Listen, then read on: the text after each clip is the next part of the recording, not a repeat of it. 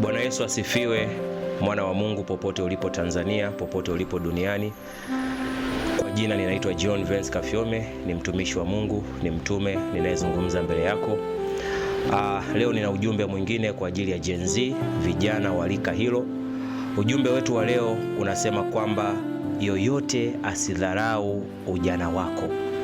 Gen Z, usiruhusu mtu yoyote adharau ujana ulionao. Hii ni kwa mujibu wa kitabu cha Timotheo wa kwanza ile sura ya 4 mstari wa 12. Mungu anasema kwenye mstari wa 12 kwamba katika sura ya 4 kitabu cha Timotheo, Bwana Yesu anasema mtu awaye yote asiudharau ujana wako.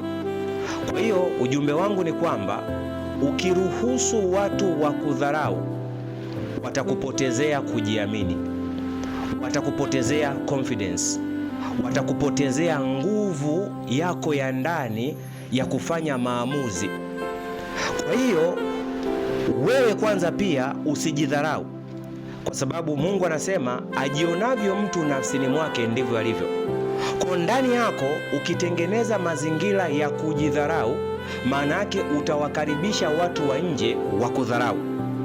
Lakini ukisoma mstari huo huo, Mungu anaendelea mbele pale, anasema kwenye huo mstari wa 12, bali uwe kielelezo kwao waaminio katika usemi na mwenendo na katika upendo na imani na usafi.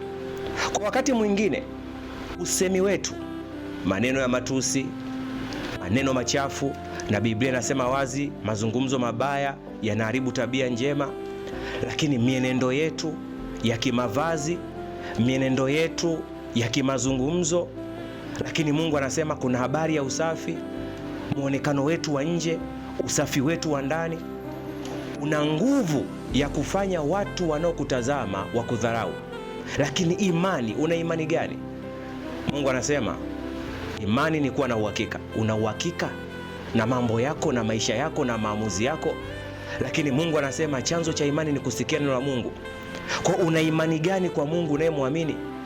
Ukipoteza hayo mambo takribani matano ndani ya roho yako, ndani ya moyo wako, ndani ya mwili wako, kwa maana ile physical, uwe na uhakika utakaribisha adui, utakaribisha watu waanze kukudharau. Kwa kijana, usiruhusu mtu yoyote akudharau. Atakupotezea kujiamini, atakupotezea kufanya maamuzi sahihi.